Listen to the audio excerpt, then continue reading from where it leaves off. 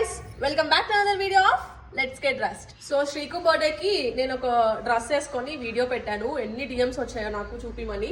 So ఈ dress అది ఇది నేను కలంకారీ బై సాయిశ్రీ అనే పేజ్ నుంచి కస్టమైజేషన్ చేయించుకున్నాను. Black colour with orange colour చున్నీ అన్నమాట. ఇది వాళ్ళు నాకు డిజైన్ చేసి పంపించారు. పెద్దగా నేనేం చెప్పలేదు అనమాట, జస్ట్ నా మెజర్మెంట్స్ ఇస్తే.